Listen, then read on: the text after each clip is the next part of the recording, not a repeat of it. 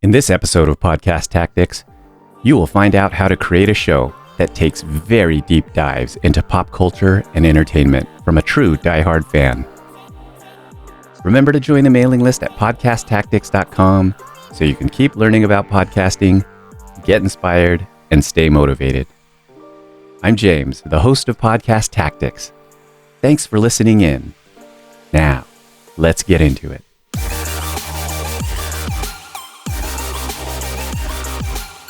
Joining me at the mic is Luis Sanchez in London. Luis, thank you so much for joining me. Oh, thank you very much for having me. Well, I'm excited to have you on. Let's start from the beginning. What's the name of your podcast and what's it all about? So my podcast is called That's Why They Were Quality Podcast. And it's basically about me and my mate. Well, I've got two people I do it with. I used to do it with Louis Leiden, but he's not been able to, family commitments and what have you, and life getting in the way. He's not been able to record for a while. And my other co-host, Paddy Stanton. And what we do is we cover subjects that we love, that we feel passionately about. And we take the audience on a journey of why we love them and why they're so quality, whether that could be a TV show like Only Fools and Horses, a particular performer, an artist like Bruce Lee, or a band like the Beatles or A Tribe Called Quest. What we want to do is we want to take you on a journey of their life and explain how their life experiences made them so iconic, while at the same time having a laugh as well, and hopefully entertaining the audience. Well, you certainly do take your listeners on a journey. As I was talking to you before we started rolling audio, I started with the Bruce Lee episode 1, and I think you guys are actually up to around 6 episodes covering Bruce Lee. So there's definitely an epic exploration that you go into your subject matter. Before we talk about an episode, I want to keep it a little bit high level here right now and just kind of talk about your podcast at a higher level. Where did you come up with the concept for the show? What are the origins of your podcast? The origins. Well, so I've not had intercourse in about 5 years. So as you can probably tell, I spend a lot of time alone. So I listen to a lot of podcasts, and I always thought to myself, if I had a podcast, what would it be like? And I'm a writer, so I have like loads of different projects. Like, if I was going to write a film, what would it be like? And, if I was going to have a TV show, what would it be about? And the great thing about podcasting is that you don't need the same funding that you would do for a TV show or a film. So one day I was just thinking to myself, I've just got to do it. So I keep saying I'm not going to do it, and I'm never going to do it. And I thought, what podcasts are there that I love? And one of my favorite ones is a podcast called The Lapsed Fan Wrestling Podcast. And what they do is they'll cover their episodes they'll usually do 2-part episodes on a topic, and they'll be like 5-6 hours each. And they'll go proper in detail, and they'll take you on a journey. And most of the episodes are centered about a particular event, but they did one about Bruno Sammartino, where they went over the guy's whole career. And it was so great that I listened to it like 3 or 4 times. And it's quite hard for a podcast to listen to it over and over again. And I thought I'd love to do something like that, but not just about wrestling, but about anything, and go into so much detail, but also be entertaining like they were. And another thing I wanted to do was, I noticed that podcasting is quite a new form of entertainment, and I think there's a lot that hasn't been done, like, for example, recurring storylines, or like, having putting comedy in the sponsorships, and just having characters. Like, we've got a character called Maggie the racist cat, having stuff like that. I think that hasn't really been done in podcasting too much. And I thought, be a great opportunity to just explore what a podcast can be, push the limits of it. Yeah, I really enjoy that about your show. You are definitely getting creative with the possibilities. How long ago was it when you started your podcast? It was about, it's a difficult one. I think about 2-3 years ago. I think I was in a pub with my mate Louis, and we used to, back when we were in school together, we used to film sketches, and then he went off, and I think he works in real estate now. And he said, "Oh, yeah, I love my job, but I'd love to, do some more comedy. There were great times." And then we sort of, talked about, what should we do? And then we thought, yeah, podcast. I don't know who came up with that idea first, but yeah, it was about 2018, and I came up with the concept, and yeah, sort of going from there. And did you go to university to study writing, or was that kind of something you did on the side? I had studied an undergraduate in TV production and then a postgraduate in screenwriting. But screenwriting, yeah, it's always been my true passion, and it's always, that's my dream to be a comedy writer one day. Okay, it really shines through in the quality of your show. Thank you. If I'm not mistaken, I also think I was hearing some soundscapes as well, at least in the Bruce Lee first episode that I listened to. I thought I remember hearing some kind of sound effects that you were bleeding into or blending into the show. In either case, your writing is really nice. I mean, you seem to have a really nice balance between, first of all, let's start with the research that you do. It seems like you go into heavy, heavy research. Talk to us about that. Oh, thanks very much. It's incredible research. I have this. It's a very ambitious aim, but my aim when I cover any topic is to make something so detailed and so in depth that the audience will never have to listen to another podcast about it again, which I know is quite unrealistic to do. But I thought, why not give it a go? So when I'm covering someone like Bruce Lee, I don't just want to find out, I want to research a little bit about the films that he's in. How did those opportunities come about? What was happening behind the scenes? Like, with A Game of Death, what was the plan for the rest of the film? I just want to, what was the origin of the nunchucks? And you find some really interesting things, because Bruce Lee he's someone who's been covered a lot. But still, you have to research a lot to find information that people probably wouldn't know. But there is some out there, and it's fascinating. Can you talk a little bit about how you construct an episode? I alluded to it a little bit before. Like, there's definitely, you get the sense that you've done your homework for sure. But with Patty, it also seems like you guys are interviewing each other, which I totally enjoyed. It was a good kind of chemistry that you guys have with each other, and it kind of seems like you challenge each other, you inquire about things with each other. Yeah, it's kind of. It's sort of the way we are in normal everyday life when we talk to each other. We have quite a lot of the same similar interests, and we like to discuss, like the way we bonded was wrestling. And what we love to do when we watch wrestling is, we'll or if we haven't seen each other for a while, we'll say, "Oh, how great was that?" Yeah, and then we'll each have like a different opinion about why we loved something. So I think it's just us interested to hear each other's opinions, and it's just a genuine curiosity. I think it is about, oh, how did you feel about this, and how did you feel about that? Yeah, I mean, I think your curiosity and your passion for your subject matter, I like to use that phrase, shine through, but it really does shine through. Thank you. Yeah, I mean, it's very entertaining. I can't wait to listen to the rest of the Bruce Lee episodes. Like I said, I think there are 5 or 6 more, that are currently published. Do you have any more that you're planning on doing for Bruce Lee? Yeah, part 7 is almost finished.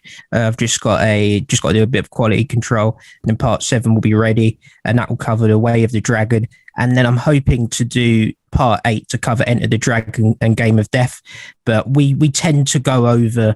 Like Bruce Lee, we was intending to only do it in maybe 3 parts, and we're on 7 now. I'm thinking it's going to be 8 parts, but it might be 9. Just depends how long it's going to be. Mm-hmm. Yeah, I don't want people to think that you're just a Bruce Lee show. I mean, this is just currently 6 episodes that are currently posted as of this recording on one subject matter that you guys cover very much in depth, across the years. And I looked at your back catalog, and every subject matter seems to be a deep exploration into each of the topics, which is incredible, and I love that concept. Oh, thank you very much. Yeah, some of the other topics we have covered so far. Tribe Called Quest, we've covered them. The Beatles, we've touched on briefly, but we're gonna go back over again. And Only Fools and Horses. But if you look at our logo, that's sort of an indication of some of the upcoming projects that we want to do. Like we want to cover Ric Flair, Tupac, Led Zeppelin are on there, and there's some other ones that we've got planned. So yeah, it's not just Bruce Lee specific. Yeah, but I like to cover like iconic figures that there is so much about them, because you can really get your teeth stuck in there. I'm going to ask you a silly question about the Beatles, because I think that was your most recent episode. If not, it was relatively recent. But when I saw that you posted a episode about the Beatles, I was curious to find out if you guys are going to be covering any more of the strange kind of, how do I want to say it? Like the conspiracy theories behind the Beatles, like whether Paul McCartney is really dead. And I don't know if you're familiar with that theory, but are you going to get into any of that at all? Getting into all of that, definitely. Yeah, Paul is dead. There's some other conspiracies that I didn't even know about, like the Beatles. Before I researched them, I thought I knew everything I knew about the Beatles. And then I started researching them, and I went into this rabbit hole. It was so intense. I mean, one sort of conspiracy theory I didn't know about was that it was Stuart Sutcliffe was the member of the Beatles who he was kicked out of the Beatles, and he sadly died at a very young age. And he died of I think it was a brain hemorrhage related incident, and I think he died of a brain hemorrhage. And what happened is, I think a few months before that, John Lennon got in a fight with him in an alleyway, I think in Liverpool, and kicked him in the head. And there are people saying that maybe that could have caused it. I mean, that's just a theory. There's no medical evidence to support that. But it's one of them where just like stories like that, I never knew about the Beatles. They've been very successfully swept under the rug, and we uncover all of that, because one of the things we love doing is taking, like, no one's perfect, and that's something we've discovered, apart from maybe Justin Timberlake. But even now, he's that image of Justin's being tarnished a bit. But no one's perfect, and what we like doing is clearly stating that these people's work is great, but the people are flawed. There is things like I never knew about Ringo Starr and domestic violence. I always thought that he was like a really nice, lovely guy. And then the more you research, oh God, but it's just basically showing everyone is human, and there's darkness to be found everywhere. And yeah, I like going into that as well.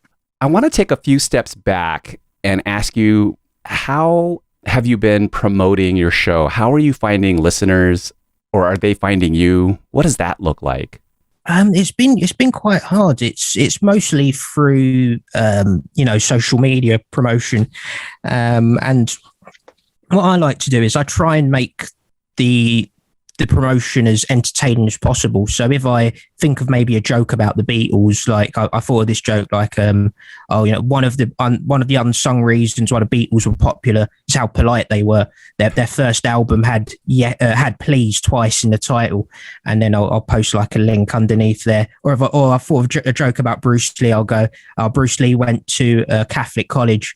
Or Bruce Lee went to a Catholic school. That's where he discovered the nunchucks. And I like to make it entertaining. So like I that's the way I try and do it is just make entertaining content that makes people go, I'm interested in Bruce Lee, and I like that sense of humor. I'll hopefully listen and download.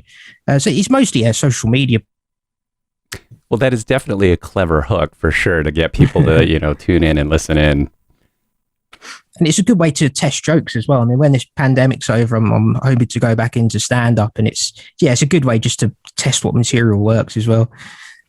Let's talk a little bit about the challenges that you encountered when you were launching your podcast. Can you remember anything that you had, a challenge that you had ran into and that you ended up kind of overcoming it in some way?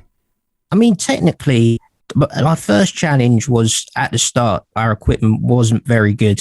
And you could probably, if you go back and listen to the first few episodes, then it probably comes across that, like the recording equipment, the microphone, the computers we were using, it just, wasn't brilliant.